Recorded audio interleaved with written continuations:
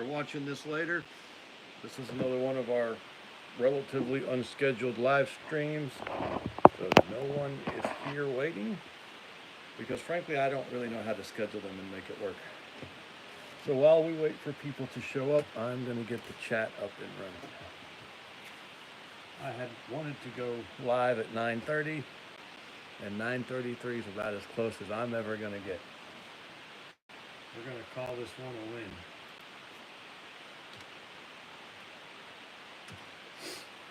So there'll be just a few minutes of downtime if you're watching this later.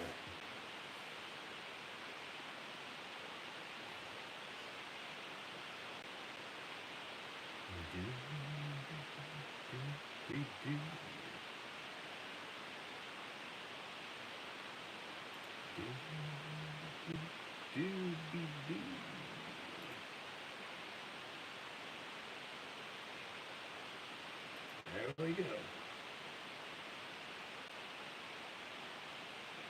All right. I think we got the chat up. One person's here. I'm assuming that's Isaac. Oh, no, Rusty Shahan. How you doing, Rusty? Good evening. Ty Brooks is here.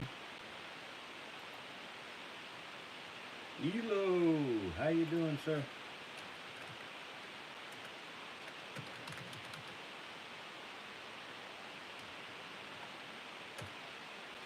All right. So this evening, we are talking about the hero's journey, men versus women. We got 7 people. Awesome. Hey, Palmetto Paratrooper, how you doing, sir? Won't you be my neighbor? Yes, sir, I am your demented, psychotic, hillbilly Mr. Rogers. Okay, there we go. So, I am sure that always prepping. That's what you got to be doing. Bye, Ty. It was good to see you, brother. It's a shame you couldn't stand around. It says the stream isn't good. Sorry, that could just be my internet. That's what happens when you live out in the boondocks. So tonight is technically a beard and bearded, even though I did not label it a beard and bearded. This evening, we are drinking the Bullet 95 Rye. You think I can finish the whole thing? Wonder why. Hey, Jimmy. Hello, Isaac. Hello, Isaac. No, I cannot. I would die. I would die. I probably won't finish one glass. Wonder why Ty ducked in and ducked out so quick like that.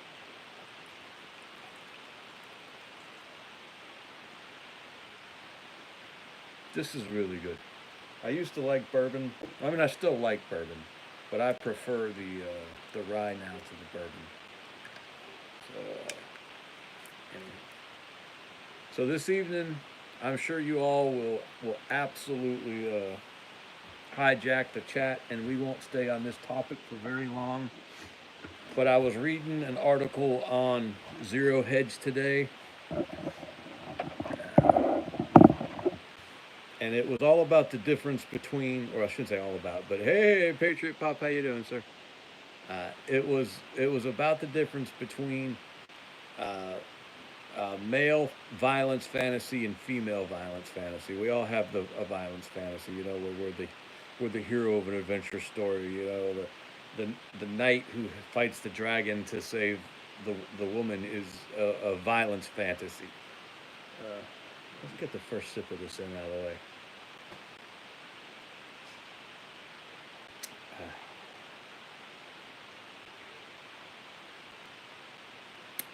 Very nice, very nice. Let's get a second sip out of the way. Oh. It just warms the palate. And of course, I'm sure this is some crazy left. Hey, Mike, how you doing, sir? I'm sure this is some crazy leftist term. I'm sure if we dug into it, we would all be like, we can't use this phrase. But who cares? Shut up. Don't ignore them. I mean, just ignore them. Who cares what they say? They're morons. So we're going to use their phrase. Because we talked about the hero's journey here before. We had Lance on from the book channel. I can't remember his channel right now. Sorry. Yeah, Beowulf is a violence fantasy or a hero's journey. Uh, Sorry, Lance. I can't remember the name of your channel off the top of my head. It's Middle Something Books. I'm going to be talking to him right after this live stream. I've got a call scheduled with him. Yeah, the bourbon burn is nice. And he came on and we talked about an anime he asked me to watch that I really enjoyed. I think it was Era Fureta. I haven't watched season 2 yet. I should watch season 2. But I really liked it because it was all about this little weakling who ingested his monsters and took them and incorporated them into who he was and went from being this weakling to being the hero. And he moved through being the weakling to became the monster and moved through the monsters. Well, Isaac got the C.S. Lewis Space Trilogy. I have read books 1 and 2 of that, Isaac. Book 1 was okay. Book 2 I thought was amazing. C.S. Lewis was a prophet, damn near. I mean, he was writing that thing in the 40s during the war. The war was on when he wrote the second book. And okay, we'll get. I tell you, let's do the Russia attack now, Mike, because I was actually just talking to Practitioner Bones about this, and I have a different take. The CIA did it.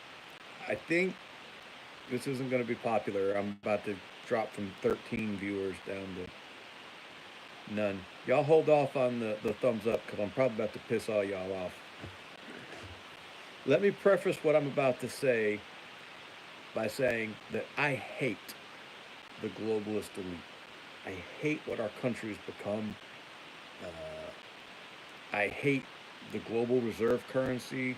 I want it all to collapse. I want it to go up in a cloud of black, oily smoke. I hate everything about this system we're involved in. Russia's losing that war, and in Ukraine. And we can argue about how many villages they've taken or how much the front has moved or not moved. And the very fact that we can have that argument means that Russia is losing that war. This is David and Goliath. Russia is posturing as a global superpower. This was going to be a special military operation. It was going to be a few weeks to go to Kiev or whatever the hell we're calling it now. And mop up a little bit. Hey, Patrick, how you doing, sir? And mop up a little bit of corruption and go home. And 2 years later, and they're basically where they started. David doesn't have to beat Goliath. We know he did. David just has to not lose. Ukraine's doing what it has to do to not lose. Russia is losing because Russia's not winning. And I know all of us, and that includes me, by the way, before this war started, I was all about some Putin. I was really hopeful that he was this Christian prince, and Russia was going to be this bulwark against the globalist secularist tide, and it was going to stand firm against the flood of Islamism and secularism and all the isms, and it's not the case. He got suckered into this Ukraine thing, and I honestly think he got suckered into this Ukraine thing. Now, all this is a preface about what I think about the attack on the shucks, I was just looking at it earlier. It was a concert hall. Hey, Biddy Boo, how you doing, man? Hey, Lone Star. So, when crap in Armenia went down, and he really could have stood up on the world stage and projected power and shown leadership, he was bogged down in Ukraine, and he had to abandon an ally. He has lost massive amounts of equipment. He has lost massive amounts of men. He has wrecked his military for a generation. This is just a disaster for Russia. And I mean, like I was looking at Russia as an immigration possibility. I'm not kidding you, because I fully expect that we're all going to have to run at some point. And I was looking at Russia thinking, man, Russia might be a destination. Hey, Tim. Uh, and then all this crap happened, and I realized, oh no, it's the same old. Or at least I think it's the same old. Okay, all that's the backdrop that. So now this attack has happened, and America issued a warning several weeks ago. You know, a terror alert that there was an elevated chance of a terrorist attack at public venues, and they listed off a bunch of venues, including concerts in Moscow, and they warned American citizens not to go. Ooh, sitting down for ribs, fried taters, and deviled eggs and homemade biscuits. I just stood up from dinner, and you just made me hungry again, Biddy. And so what do we think? What's it mean? You know, did America plan this attack? Did America participate in this attack? Is Russia going to have to retaliate against America because we predicted this attack? Calm down. This is a very routine thing. Nations all over the world are constantly releasing intelligence warnings when they hear about potential attacks. I used to get them all the time when I was in the Corps. Especially that last hola mi hermano. Hey Tim, how you doing, sir? Tim was just right before you. America got word of some attack and released through official channels, probably I think it was the State Department, that there was an elevated chance for a terrorist attack at certain venues. That's all it was. That's all that happened. There's no great big grand conspiracy here. They release this information publicly. It's not like the Oklahoma City bombing. Trust me, we just lost viewers. I do not believe in my government. Uh, the Oklahoma City bombing was a government black swan event or a black flag event. False flag. Jeez, false flag. I think black flag's pirates, aren't they? And so I am not pro government. I hate my government. I love my people. I hate my government. So there's no. Thank you, Isaac. There's no there. America didn't facilitate a terrorist attack that they then released issued a press release on. There was some chatter in the intelligence back channels.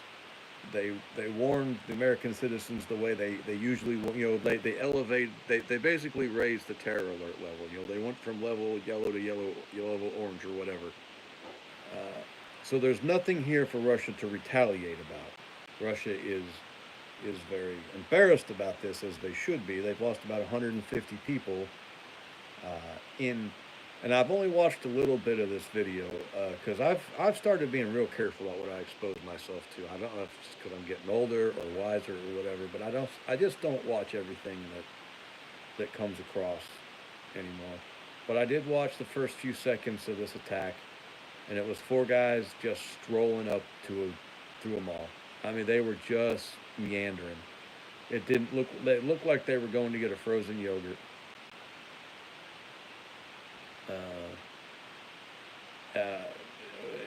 I don't know how they could just be so nonchalant. But anyway, which again, reminder: never disarm, because they were just walking through this mall shooting people, and there were people just cowered up against the wall, trying to push themselves into the cracks of the wall. And these guys were just walking by, just plinking. They were just plinking. It was disgusting.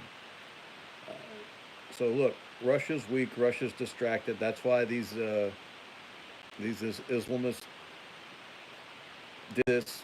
You know, they don't attack when you're strong. They don't attack when you're ready and prepared. They attack when you're weak and distracted. And Russia is weakened and distracted by this war. Russia cannot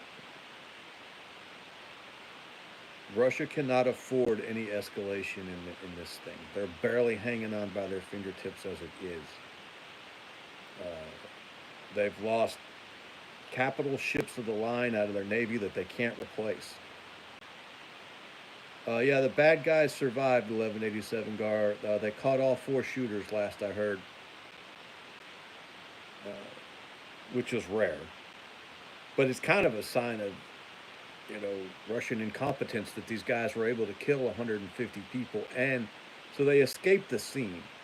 Uh, well, so they captured the four shooters, and then they rounded up seven other people who they say were involved.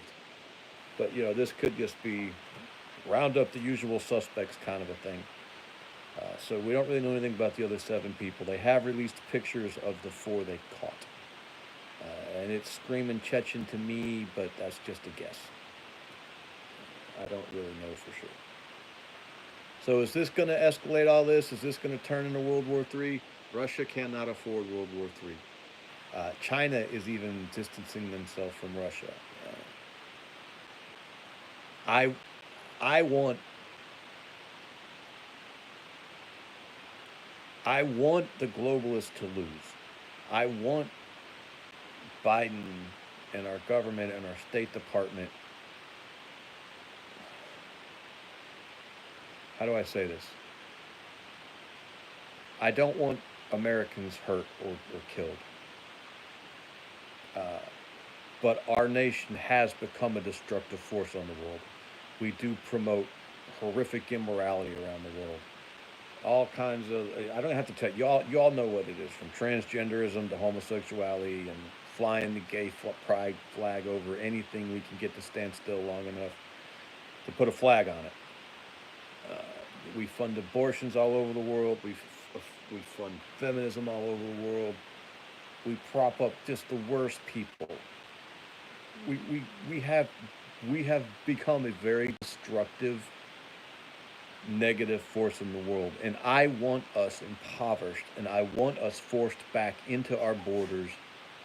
I am not one of these flag waving, Merc kicks ass. I mean, I am. I love that shit. I mean, the Toby Keith is strong in me.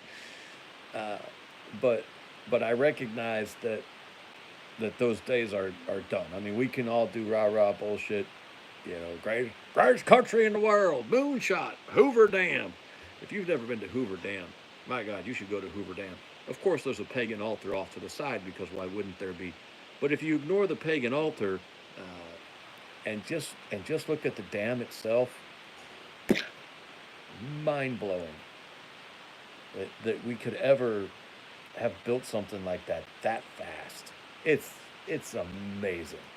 Anywho, so when I say all this, man, please don't think that I'm some kind of neocon globalist, America. I mean, I am, but that's not what this is, and I recognize that that's not who we should be, and all that stuff needs to go away. I'll tell you what I told Practitioner Bones earlier tonight, because he disagrees with me on this, which is fine. I mean, we all need to hear dissenting voices. I said, America is sick, but America's the healthiest horse in the glue factory. Tim's got a hand anvil from the Boulder Dam. That's kind of cool. There's no one to replace us. Any problem you say we have, every other nation in the world has a similar problem.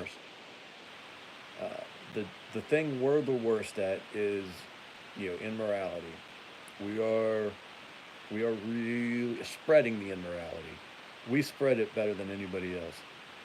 Uh, but you know, you say we have a debt problem. Everybody has a debt problem. China has a debt problem so bad that no one even knows how bad it is. No one even knows how bad China's debt problem is. It's not like mathematics has not advanced to the point where we will probably solve interstellar space travel before we get a handle on how big the Chinese debt problem is. The Eurozone has a massive debt problem. But I'll save us a bunch of time. There's two nations right now uh, uh, that have a chance at having a little bit of a golden age, and it's Brazil and it's India. And India's window is closing. Really, it's Brazil. So when they talk about BRICS, it's really just Brazil and India. It's really just buy. And we're back to gay shit. So here's my take on this terrorist attack. Do I think Ukraine was involved? Maybe. I don't know. When you're in the middle of a war, you make really stupid decisions. It's possible. Do I think America was directly involved in this terror attack? I do not. I do not think a warning was issued that wasn't any different than the normal warnings we always get when our intelligence services are hearing shit behind the scenes. It was just a normal State Department press release. Hey, there's an elevated chance of a terror attack. We're hearing some chatter, but that's not unusual. That happens all the time. So missiles are not about to shoot or fly. Missiles are not about to fly. Yes, no one's about to shoot the missiles off. Things are going to get a lot worse. I hate to say this, but the collapse right now, a collapse would be a blessing. We're not going to get blessings. Things are going to get worse, much worse. The true believers are going to have to go through a period of persecution. Hey, there's provider bones.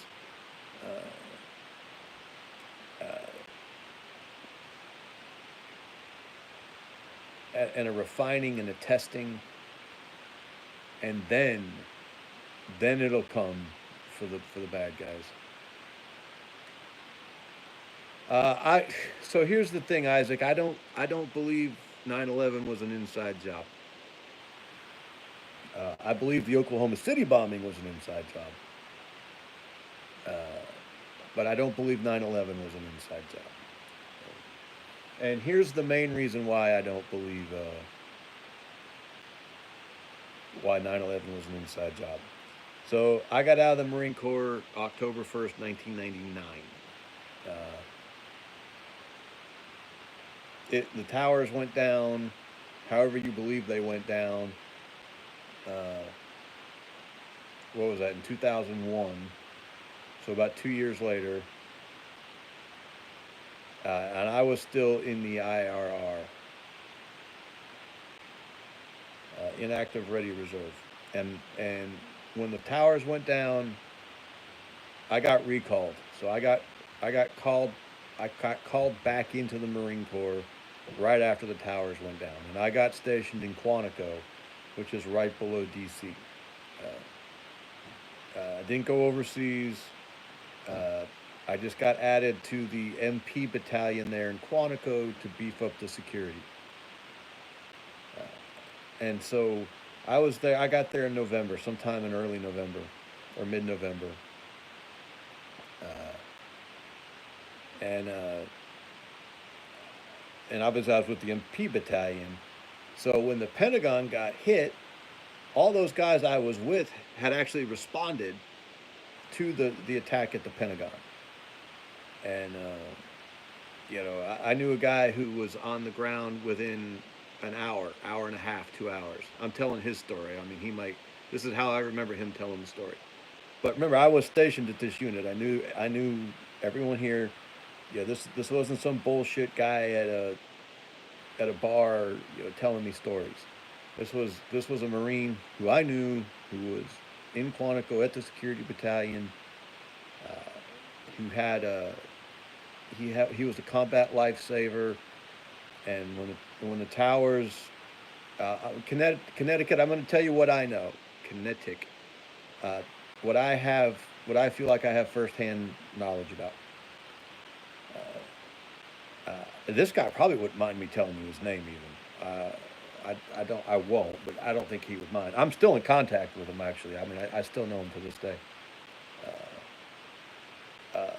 It kind of a cool story. He was in the army, and he went to boot camp with my brother, and then got out of the army and joined the Marines, and then served with me in Quantico. And we had no idea till one day, I just told him where I was from, and he put it all together. Uh, but uh, but yeah, he went to army boot camp with my brother, and then served with me in the Corps years later. But anyway, he was on the ground in the Pentagon within a couple hours, and he saw with his own eyes plane wreckage in the tower, in the Pentagon. Uh, I hate that, Luke. So here's what I feel like I know that I'm 100% confident of. A plane was crashed into the Pentagon. I have full confidence that a plane was crashed into the Pentagon because I know a man I trust who I served with, and he saw airplane wreckage at the Pentagon. Will swear to it to this day. So there is no doubt in my mind that an airplane hit the Pentagon. Now, you want to talk about Building 7, you want to talk about all this other stuff. I have no direct knowledge about any of that stuff. Anything I would say would be just as speculative as anything anyone else would say to the contrary. Uh, I am 100% confident that an airplane crashed into the Pentagon. Uh, if if it was an inside job, and by inside job, here's let's define these terms now. When you say inside job, what I hear is that our government planned this thing, initiated this thing, and set it off. That had our government not done the attack, that the attack would not have happened. Uh, uh, I, I just don't believe that. I was there. I lived through this, so maybe I am biased. I'm not claiming that gives me credibility. Maybe it is that I'm biased because I teared up when W climbed up on that burned out bus and gave that speech. Uh, I remember just what a in some ways a beautiful time it was in the nation. When I got recalled out of this little tiny town I still live in, uh, they put my picture on the front page of the local newspaper. Uh, the school board passed a resolution thanking me for my service. Uh, what else happened? People would buy my food at the, go through McDonald's drive-through, and the people would buy your food. For, hey, that guy behind me, I'm paying for his food. Uh, that kind of stuff. It was a terrible, terrible time, but in a way, it was a beautiful, wonderful time. So maybe I'm just unwilling to let go of what I see as the last of the best of America. You know, for that brief period there in the early 2000s. I appreciate that, Mark. I didn't even go overseas that time. Now, I literally just stayed in the states. But it was like it was back in the 80s and stuff and growing up. It was America again for a few years, and it was beautiful, and I loved it. So maybe I'm just not willing to let that go. But I'll tell you this: if it was an inside job, and remember, this gets every time something happens. They say the same thing about uh, Pearl Harbor. Pearl Harbor was an inside job. Uh, uh, the Lusitania allegedly was an inside job. Uh, all this stuff. Every time these things happen, someone says it's an inside job. Sometimes it is an inside job. Like I said, Oklahoma City was an inside job. It was an inside job in that the government could have stopped it at any time and didn't because they thought they were going to stop it at the last second and act like big damn heroes. And then, and then McVeigh and Nichols stayed in the hotel room a day longer having gay sex, uh, and uh, and the government lost track of them and freaked out.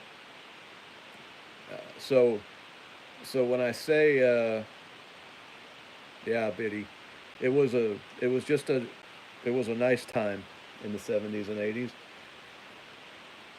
At least it was out in the country. Uh, so when I say that the Oklahoma City was an inside job, I don't mean that the government. Actually, the government did build the bomb, by the way.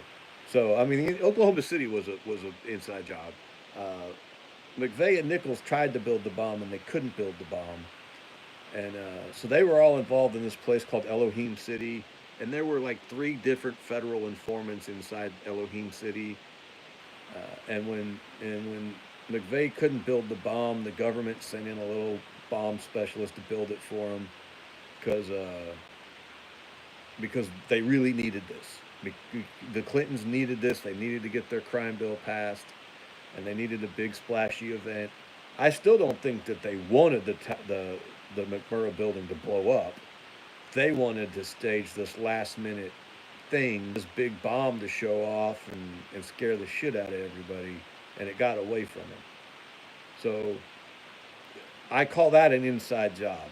It wouldn't have happened without the feds could have stopped it at any time, and it wouldn't have happened without them anyway because they had to send in one of their bomb guys to build the bomb. 9/11, I think, was just an epic failure, epic failure, epic failure. But like I said, I could be wrong. I could be very wrong. We haven't talked about the hero's journey, men versus women, 1 second yet. I knew you assholes were going to do this to me. I knew as soon as I said I wanted to talk about something, y'all were going to be like, nah. we, I act like I'm in control here, but I am not. So, anywho, that could just be my biases. I mean, the thing is, though, Biddy, when has our government ever had problems starting a war? You know? It's like, you just don't need all those shenanigans to get around to starting a war. But we've got all the oil. That's the other thing. We've got all the oil. America has the biggest proven reserves of oil in the world. Well, look it up. We have more oil than anyone else. We don't need their oil. Now, maybe we want to control their oil, uh, but anyway, I don't know. I don't want to, fight about it. I don't have any real information other than that. You know what? I may be biased. I believe a plane hit the Pentagon. You'd never convince me it didn't. And after that, it's just faith. I just take it on faith. I can't believe we were that far gone at that point. And if we really believe that, why aren't we, marching up to the CIA, rifles in hand, demanding blood? You know,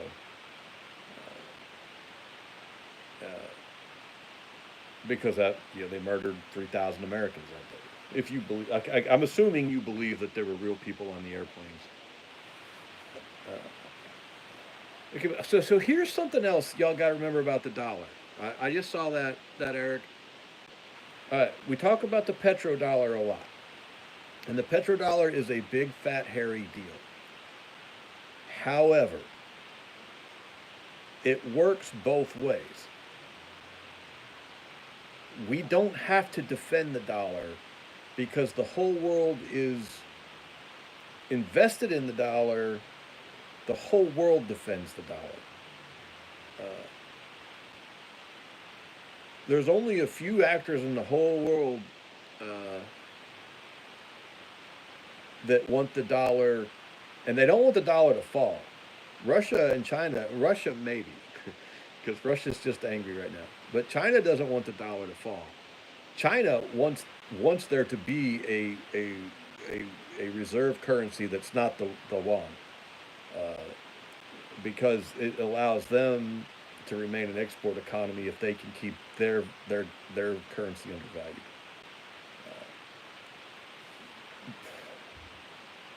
The petrodollar is only a tiny fraction of the global economy that is denominated in dollars. All international trade almost is done in dollars. Gold is denominated in dollars. Bitcoin is denominated in dollars. All this stuff, world over, is denominated in dollars. You could, uh, you could, you could whack the petrodollar in the head, shoot it, gangland style, gat, sideways in the forehead, right now, tomorrow. And if there was never another barrel of oil sold in dollars, it would only be something like 40% of the global demand for trade dollars. There would still be like, I think it's like 60. I'm pulling these numbers out of memory, so I've probably got them some wrong. But the petrodollar isn't even close to being a majority of the dollars that are used for global trade. The dominance of the dollar is something we don't comprehend. And remember, I want the dollar to fail. I think if the dollar fails, America survives. It is in the best interest of our nation for the dollar to fail. Look, I love prepper porn. I am a prepper. I I want I want the reset tomorrow. I want the balloon to go up, have the EMP go off. Let the aliens hit. I'm ready, and I know this stuff could happen at any time. But if what you're waiting for, yes, militant roots, you're right, grow food.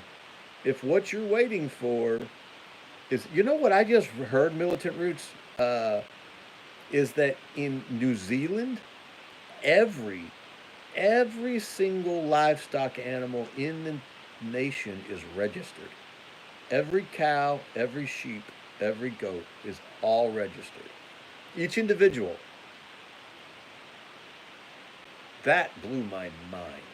Now, I am sure it can't be accurate, but there's only one reason why you register every cow. Because when the time comes to confiscate it, they want to know, like, hey, Patrick, exactly where it's at. Oh, we already talked to Patrick. He already said hello. I'm sorry, Patrick. Uh, I thought that was insane. Every stinking cow is registered. Doggy. I don't know how you register every chicken though. But we've got so many broody hens right now. We're probably going to double our flock in birds just being hatched natural. First time it's ever happened for us. So it's nice. Where was I? Oh, but there's not going to be any quick rescue. Uh, yeah, unfortunately, kinetic, we can't eat rabbits, or I would have a lot of them.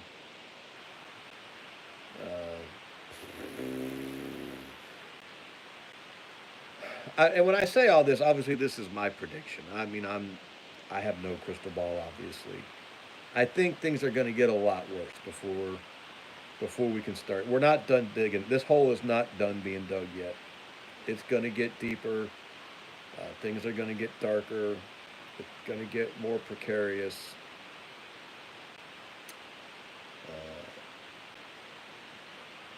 The reset right now for a lot of us is a escape hatch. Interested in you speaking on the air. Oh, is this the Boeing executive who suicided himself?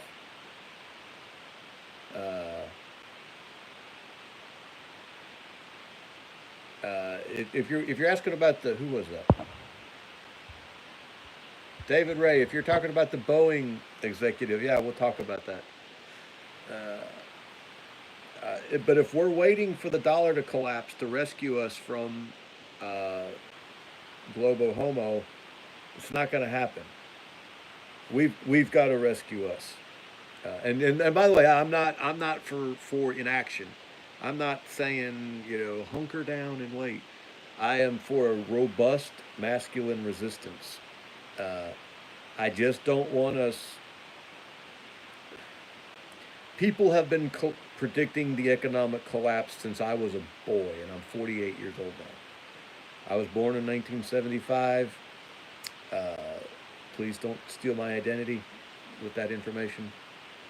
Uh, and as long back as I remember, people were predicting economic collapse. As long as I remember, people have been predicting chaos in the streets. Yeah, shit. Damn it, Isaac, that was harsh, brother. Uh, as long as I can remember, people have been predicting Jesus comes. My mother has woken up every day of her life, I think, of her adult life, and said, "Today's the day. Jesus is coming back today." I'm convinced that's the only reason why she keeps going, because she's convinced today is the day Jesus is coming back, and has been for my entire life. Uh, and it hasn't happened yet. God's timing is not our timing. There is no escape clause. There is no scenario where we get to sit back. I shouldn't say no scenario. It is only in the very end stages uh, where we get to sit back and watch Jerusalem burn. All right, Isaiah and Ezekiel and Jeremiah, they were at the very end stages when shit had gotten really bad. And I just think we've got a ways to go before things get that bad. They used to give us rabbit and the core all the time. It was weird. Uh, oh, Milton Roots is a baby. He's only 42. He's still in the first blush of his youth. Uh, and it was hard to tell the rabbit quarters from chicken quarters. Uh, of course, just no skin and no fat. But yeah, we used to get a lot of it in the core. And then I would kill them and eat them when I was young. It's just once we started keeping Torah, they're not clean. Biddy's the speed limit. Slow down, Biddy. You're gonna get a ticket.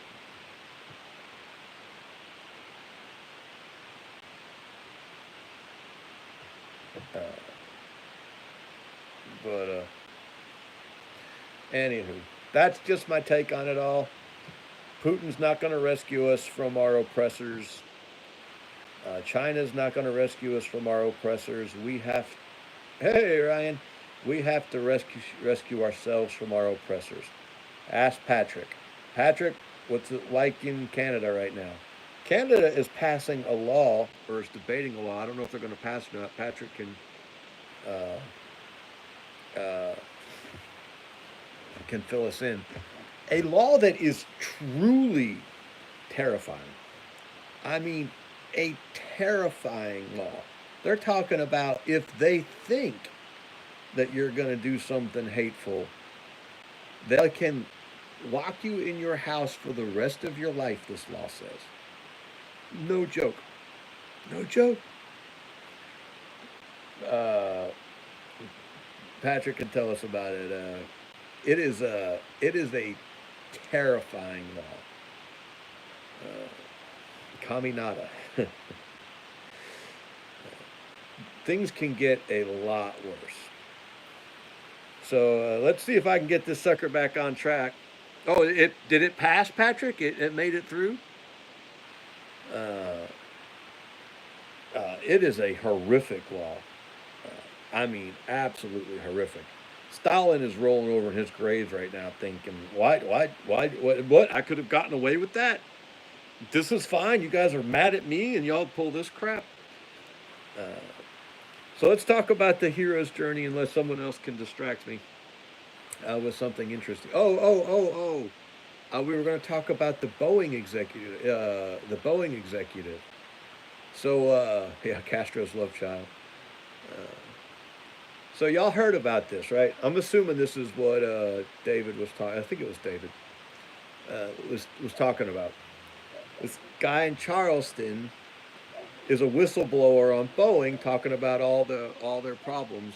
Let's see if we get. If y'all don't mind, can we get some thumbs up? We got 41 people in the chat, and we've got 18 thumbs up, and it does help if we can get some thumbs up. I know it's silly self promotion, but it does help the stream, and I'd appreciate it. Unless you're not liking the stream, in which case, no, don't hit the thumbs up. DEI is gay. Funny. And this guy's a whistleblower on Boeing talking about their terrible safety issues or their quality control. I'm sorry, he was in quality control. Okay, no, this is no David Ray's talking about Little Rock. ATF knew everything. Are you talking about the Mena Airport, David, where they were flying the drugs back in to pay for the weapons for the Iran-Contra scandal? If that's what you're talking about, David, let me know and we'll talk about that because that is a fun story. But since we started on the Boeing exec, y'all probably heard about this, but it was a little quiet when it happened. He was whistleblowing on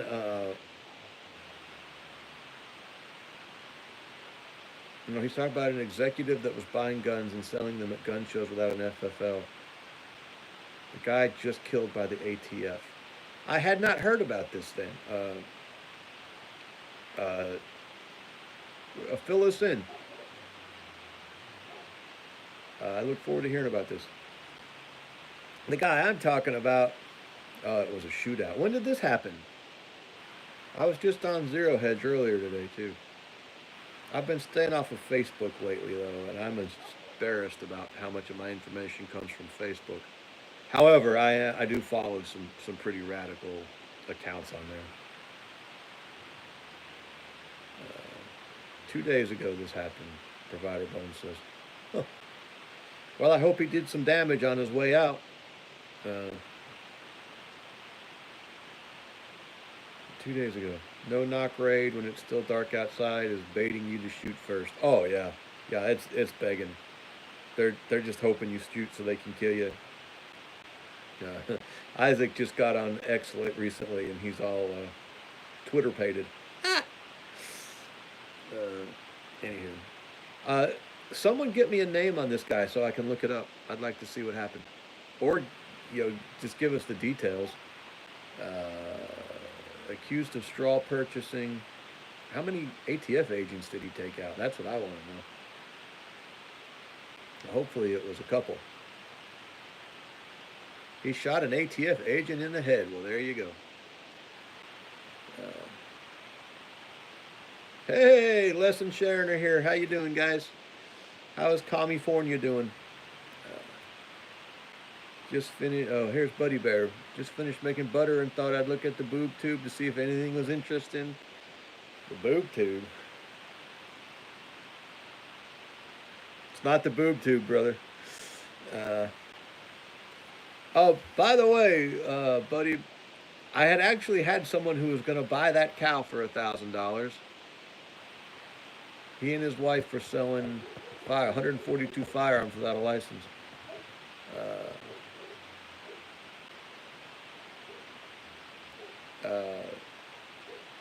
And the guy never showed up with the $1,000.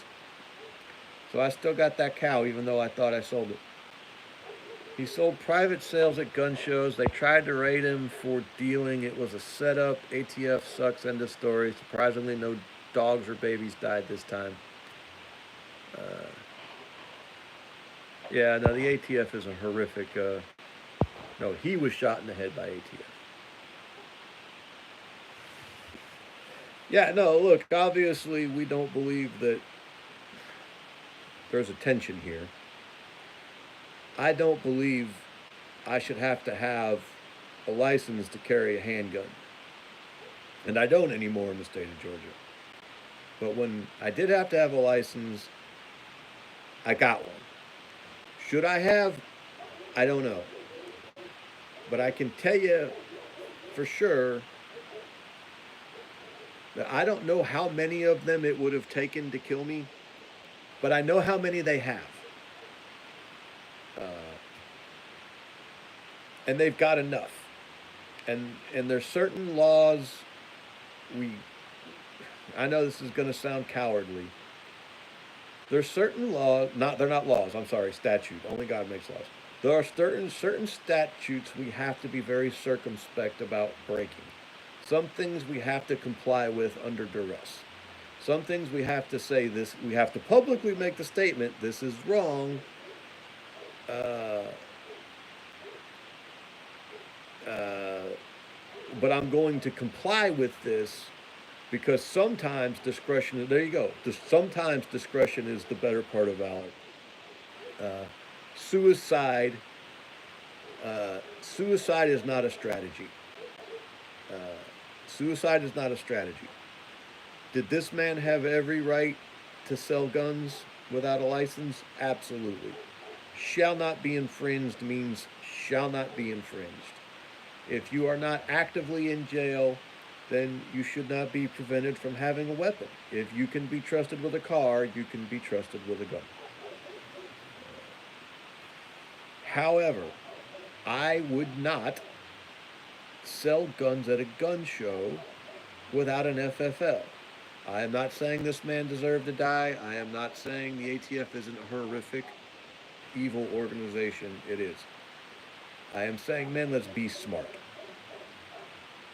You, you are too valuable to throw your life away on a stupid gesture. Now, I'm not saying this. Oh, thank you, Provider Bones. Oh, that's the whistleblower, the Boeing whistleblower.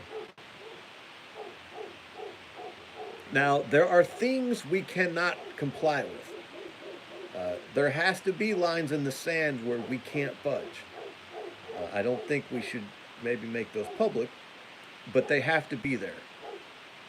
But it is not a moral failure for you to look an ATF agent in the eye and say, "Hey, hey, Aaron Goodman, how you doing? This is immoral. This is wrong. This is unconstitutional, and I'm going to work against this. However, you are not going to run me out of this space. I am getting your stupid piece of paper because that's what I have to do to spite you." Because they would love nothing better if every single gun nut in the country gave them an excuse to shoot us one at a time. Suicide is not a strategy.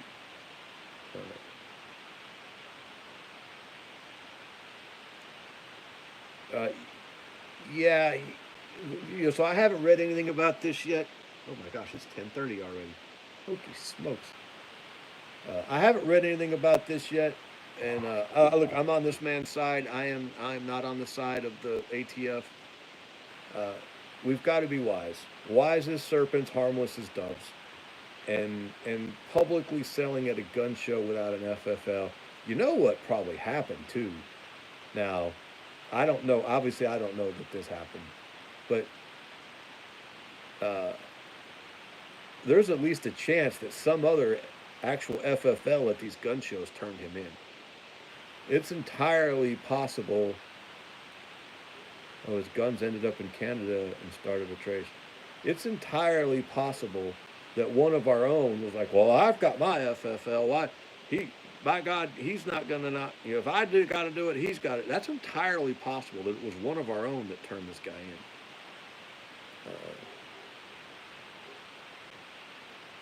Oh, ATF, they love to shoot dogs. They get off on that.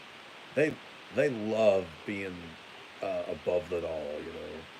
Where they all think they're Judge Dredd. If you've ever seen that movie, it was a comic book before it was a movie. They all think they're Judge Dredd. They're judge, jury, and executioner. They're a super cop. An evil, evil, evil organization. And you can say all you want that. Well, it's just the people at the top, the people at the bottom. No, it's past that. Uh, uh, if you are in federal law enforcement right now, then you are part of the problem. I'm sorry. I know you worked a long time for that pension. I know it's a good job. I know it's really scary to think about having to leave it and find something else when you've got all of this. But you cannot be a member of federal law enforcement anymore and not know that you are working for evil people who do evil things. We all should have listened. I'm sorry, the Black Panthers were right. We owe them an apology. If who was that? Was it Stokely Carmichael? Who was the guy who founded the Black? I think it was Stokely Carmichael's his name, but I might be making that up. If we could if we could resurrect him, we would need to apologize because they were right. The FBI is evil, uh, and has been since at least Hoover. Uh, Not Hoover. Oh gosh, my mind went blank. Who was the FBI director? Was it Hoover? No, no. Hoover was the president. Oh my gosh, why can I not remember the cross-dressing gay guy who was such a tyrant? Somebody help me out in the chat. You all know who he is. Hated commies, but hated freedom too. J. Edgar Hoover. Yeah, it was Hoover. Thank you, Biddy. Wow, I didn't have it. Man, I lost it there for a second.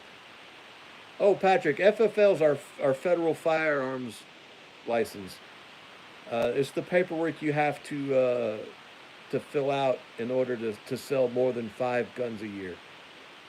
Uh, there's not a hard number on it. Basically, they say if you sell more than 5 guns a year, you that you should probably be an FFL.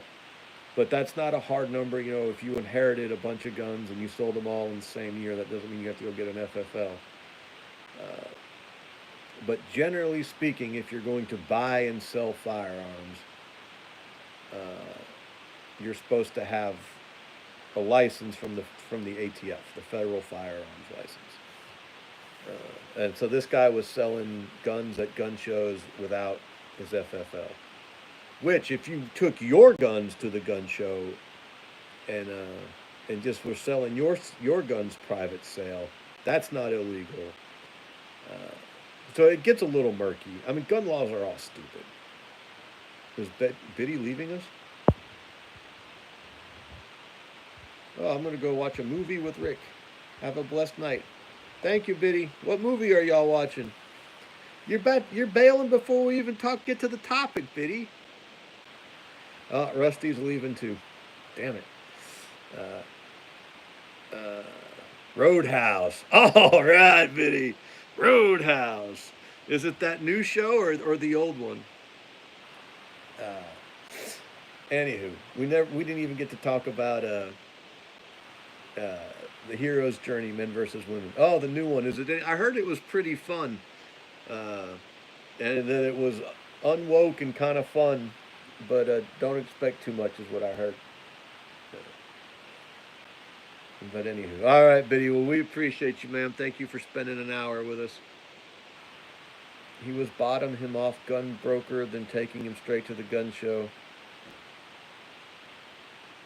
Uh, Anywho, damn it! If you're gonna sell guns at a gun, if you're gonna buy and sell guns, get your FFL. You can do it under protest. You can print a pamphlet that you pass out with each firearm, saying, I do this under protest. Uh, you can periodically have mysterious fires where all your paperwork gets lost. I think an FFL who was extremely irresponsible with matches might be one of the greatest freedom fighters we could have in this country right now. I haven't seen the Dunes yet, has it? No, I haven't seen the Dunes. You can do a lot undercover. You don't have to fight every fight. Schindler's List, Uh, Schindler was supporting the Nazi war effort.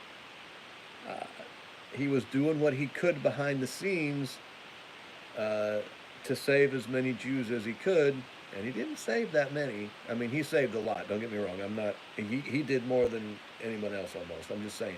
The point being, the actual numbers that he saved was not. It's not like he snuck a million Jews out or anything. But Hero, He was a hero. So, you know, you've got to fight the battles you have a shot at winning. Until one of the battles, there are hills you have to die on, but not everything's a hill we have to die on. You know, sometimes that was George Washington's great genius. George Washington, he knew when he had to fight, and he knew when he had to survive. You cannot win if you are dead. Sometimes you have to live to fight another day. There is no cause worth dying for that is not better served by living. You gotta be real careful with that little bit of information because it could just be an excuse for cowardice and for moral compromise. I know Cattywampus is out there somewhere yelling right now, no, no! I'm not talking about compromising on the things that can't be compromised on, but there's some things that you can make tactical compromises on. Yes, kinetic. That's exactly what I'm talking about. Anywho, so let's talk real quick about what I wanted to talk about. Well, what I don't know that I necessarily wanted to talk about it, but it was on my mind. So there was this article on Zero Hedge, and we were talking about movies, Roadhouse,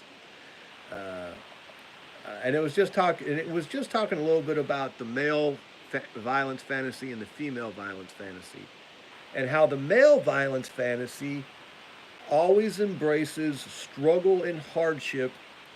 Uh, Little things go a long way. That's what she said. Ba-dum. Diddy left, so I can do that now.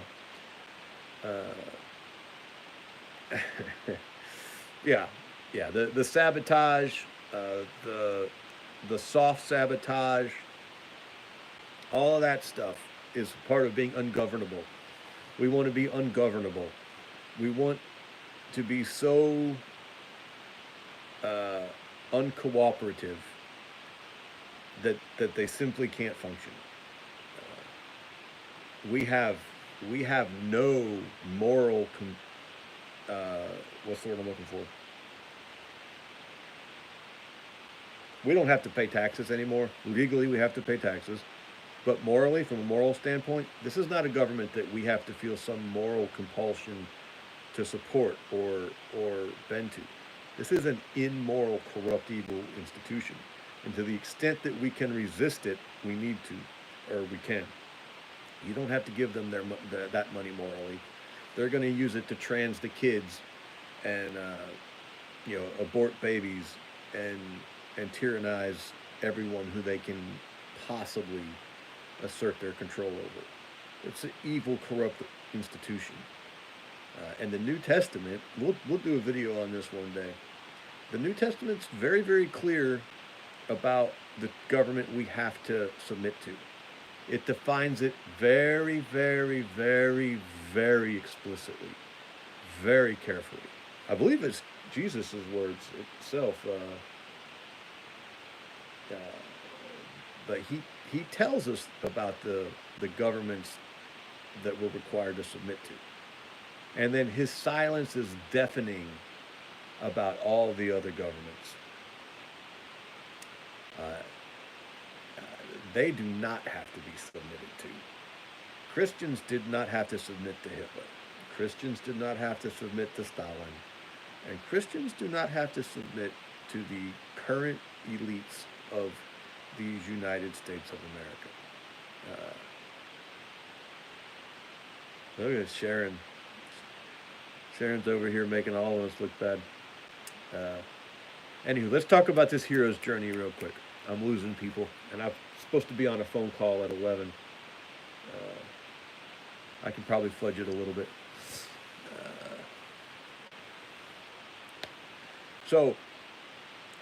Yes, exactly, Isaac. Christianity is not a pacifist. He did not come to bring peace. If you do not have a sword, sell your cloak and buy a sword. He did not come to bring peace. Yet. Next time. Next time he comes, he brings peace.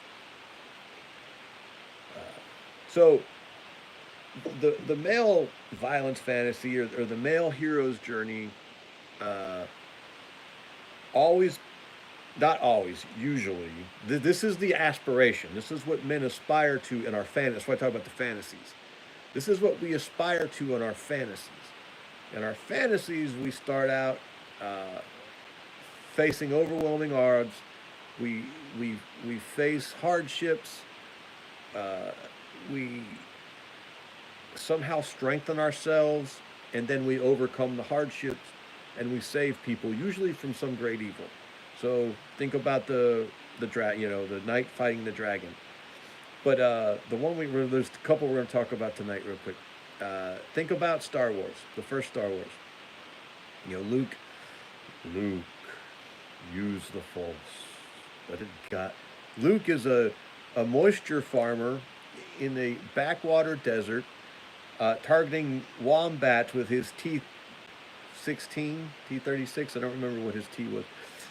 Uh, with nothing but a dream and a desire to, fight.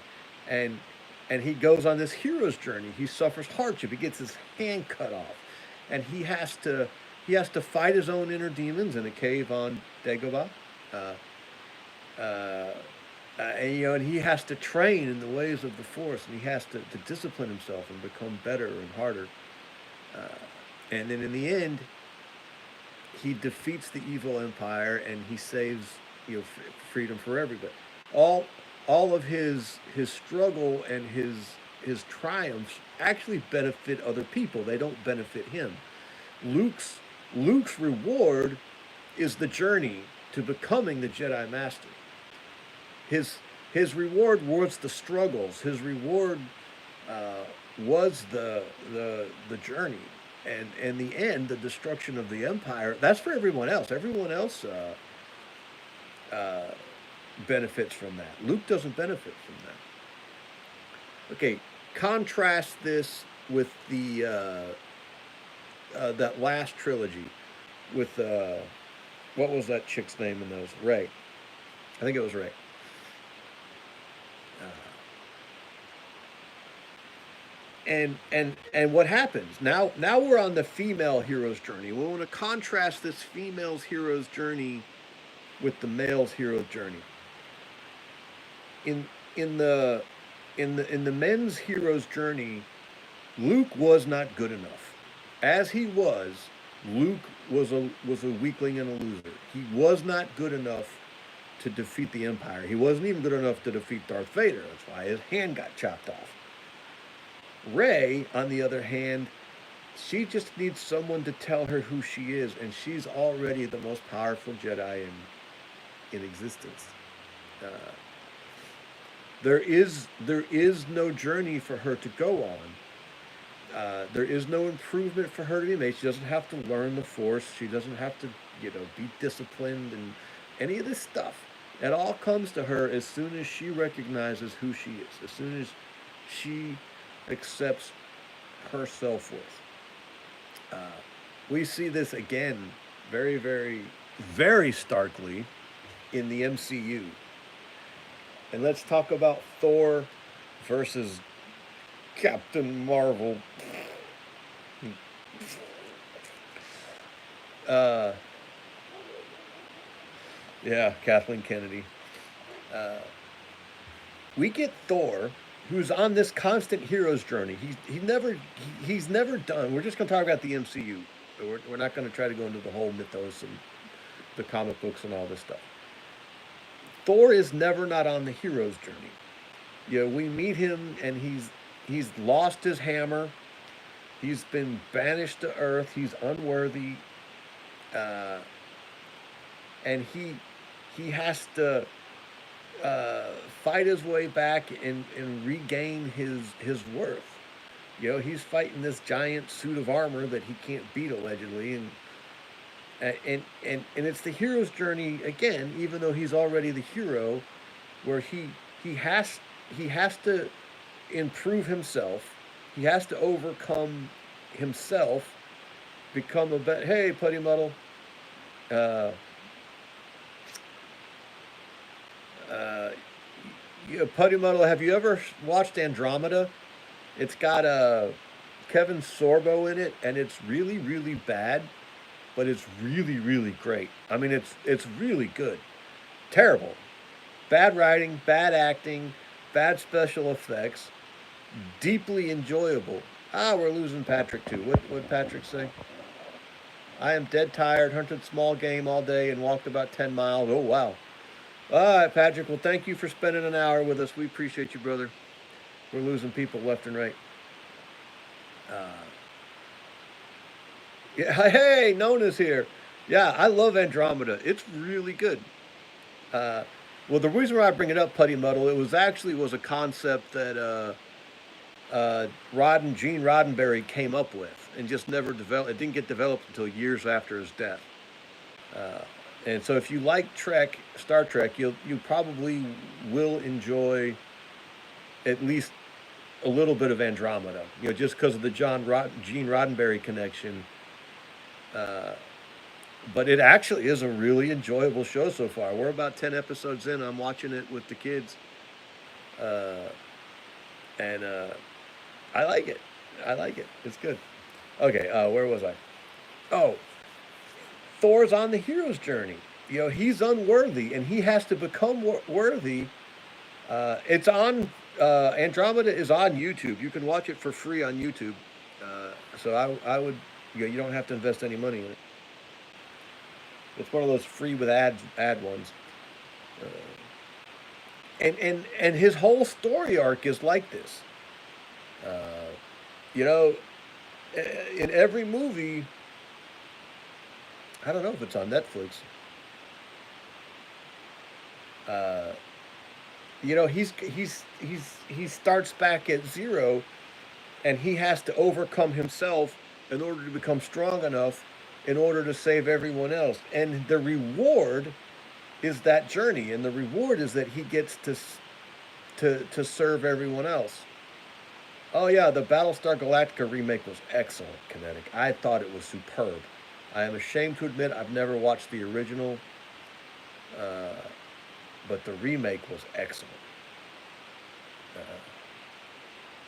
Okay, so yeah, and we see that in the first one. You see it in all of them. You know, and then what happens? Captain Marvel comes along,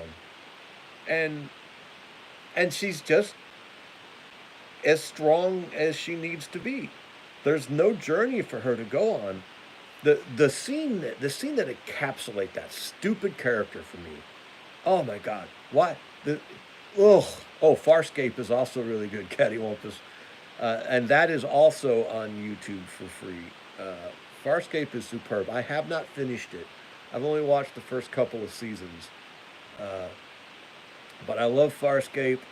And then uh, the two main Farscape characters, Ben Browder and oh, what's the chick's name? It's like Violet or something with a V, or no, maybe the anyway. They go over to Stargate SG-1, and they finish out the last two seasons of Stargate, and it's super. It's wonderful. Uh, Claudia Black, thank you, Cattywampus.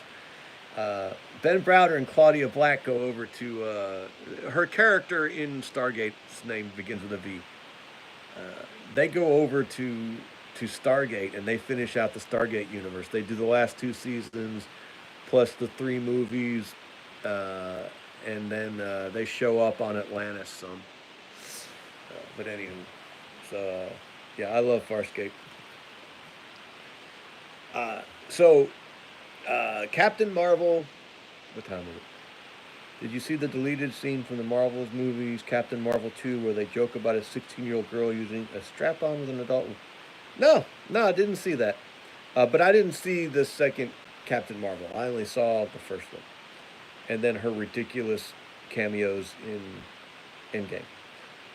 Uh,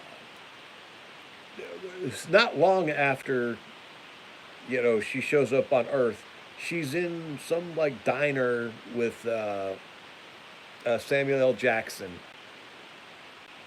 and Samuel L. Jackson's like, well, I can't remember. He says like, are you? He questions her somehow, and to prove to him that she's strong, she just turns around in this diner and blows up a jukebox. just some random jukebox in some random diner. No one even sexually harassed her. And after she blows up this jukebox, she turns around and looks at Samuel L. Jackson and gets this like really smug, petty, bitchy little look on her face. Like, I don't know. It was just horrific. Like, this you just destroyed private property for no reason. And this is supposed to prove you're the hero? I mean, it's but that's the female hero's journey versus the man's hero's journey. In the man's hero's journey, he's not good enough and he has to become good enough in order to sacrifice himself from everyone else. Rocky. Rocky's not good enough to beat Apollo Creed. Rocky's not good enough to beat Victor Drago. I think is it Victor Drago, or is that Harry Potter? Who was the Russian that Rocky had to beat up? Whatever it is, when Rocky starts, Rocky's not good enough to win that fight. When the Ivan Drago, thank you. Uh, oh, we're losing Buddy Bear too. 4:30 comes too soon. I have to go to bed. All right, Buddy Bear. Ivan Drago.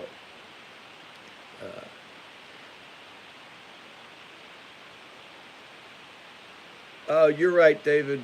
The ATF should not know everything we're buying. The woman on her hero's journey, she does not have to overcome. What has to happen for the woman on her hero's journey is that everyone has to recognize who she is. And once she and everyone else recognizes her worth, her hero's journey is complete. Now, this is not a criticism, by the way. That's their nature. That's how they were created. That's not a negative thing. Uh, that's how they're supposed to be. But it makes them unfit for the hero's role. Uh, you know, men as men we're judged on what we do, and you women are judged on what they are. Uh, and that's there's nothing wrong with that. That's fine. But now when we approach our hero's journey, uh, the masculine hero, recognizes his failures and sets out to overcome his own failures in order so that he can set things right for for everyone else. And the woman sets out to be recognized for who she is. Both have their place. If you only have one and not the other, things get off kilter, and you start drifting one way or the other. The problem comes is when you take the woman and you put her in the man's role, or when you take the man and put him in the woman's role. When you take the woman and say, okay, go on this masculine hero's journey, they're not. First off, people don't buy it. Okay, women don't buy it. Women aren't interested in that hero's journey because it's foreign to them. That's why women like romance movies. It's not because women don't care about big topics, but movies are escapist fantasy. Movies are where we relax and we shut down our brain and we're entertained and we recharge. That's why men like John Wayne movies, and that's why women like Doris Day movies. I just pulled the name up. And if you try to mix and match, it doesn't work. When you try to put the woman on the hero's journey, uh, that's interesting, Isaac. First off, people don't want to watch it. Women don't want to watch it. Female superhero movies bomb, bomb, because women aren't interested in that journey, and men don't identify with women on the journey. Uh, because as men, we don't see women in that roles, and we don't require that of them. We don't require women to overcome themselves and defeat their own weaknesses in order to sacrifice for everyone else. That's why women really like movies about romance and weddings. Anywho, that was uh, maybe not as well formed of a thought as I wanted to throw out there. I didn't want it to make it sound like I'm beating up on women. I'm not beating up on women. I love women. I have a wife I love. I have 8 daughters I adore. I have a mother I admire and love. I have a lot of women in my life that I think very, very, very highly of. But I like them as women. I don't like them as men. And it's men who go on the hero's journey. We're built for it. Yes, mother's a hero. Mother is the hardest job in the world. I don't like Bill Burr, but he's got some funny stuff, and one of his funnier stuff is. Okay, Zach, you got to watch Nerdrotic on YouTube. He covers this movie stuff greatly. Could I send you the link?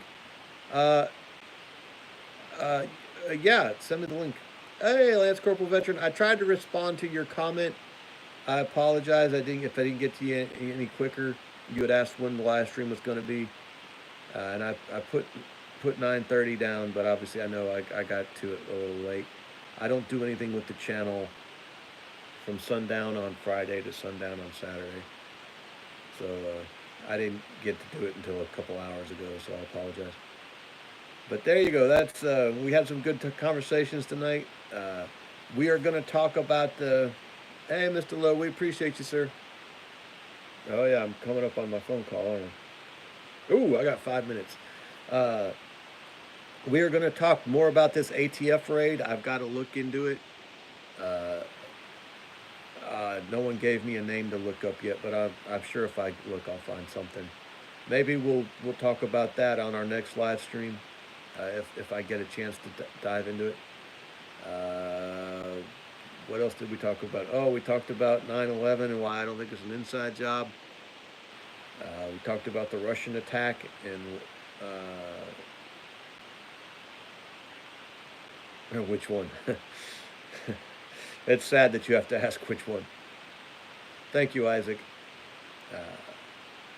And why I don't think Russia's about to kick off World War III, because I don't think Russia can't beat Ukraine. I don't think Russia can beat America, let alone NATO. Although America is NATO. We talked about how evil our government is, and that we deserve to lose. We deserve to be run off of the world stage. That it would be in our best interest to be run off of the world stage. I just don't believe we're going to be quite yet. I believe that we're going to be given putty models from Southern Illinois. Well, I mean, everything outside of Chicago in that state's pretty good. It's just that damn Chicago, man, wrecks the whole state. I'm scared to death Atlanta's going to do the same thing to Georgia soon. If you're here and you're from Georgia, our entire political... Hey, Nona, it's good to see you, man. Our entire political project in Georgia should be built around denying water to Atlanta. Honestly, the way to save Georgia is to not allow Atlanta to so much as stick a paper straw into the Chattahoochee. If we could give all the water out of the Chattahoochee to Alabama, we should do it. Nick Saban has retired. We don't have to be bitter, petty anymore. Let all of the mollusks in Alabama have all of the water, and let's dry that cesspool in the middle of the state up. Will we all be a little bit poorer financially? We will all be vastly richer spiritually. I need to do a video on that. The political conservative movement in Georgia should be completely focused on giving the Chattahoochee River to the state of Alabama. All right, man. we appreciate you. Thank you so much. You guys have a good evening, and we will see you next week. I have to come up with something new to do next week since I am probably done with the 6x6 post videos for a while. Until I can get up to the range and maybe do them from 100 yards. All right. How will the hoodlums in Atlanta wash bloodstains out without the water? Trust me, they don't wash nothing down there, brother. They're not trying to hide a thing. Although I will say this, living in the South is not bad, and on an individual basis, person to person, even weirdo Atlanta gangbangers are actually fairly pleasant to deal with one to one. It's when they get all clumped up and moving in a direction that things go south down there. All right, man. We appreciate you. Y'all have a good evening. Isaac, thank you for moderating. Sharon and Les, great to see you. Putty Muddle, thank you for joining us. Let's see. Biddy already left. Buddy Bear already left. Provider Bones, thank you. Be glad you don't have a lesbian ex-basketball player governor. I thought they arrested her. I thought she was in Russia. All right, guys. Have a good night.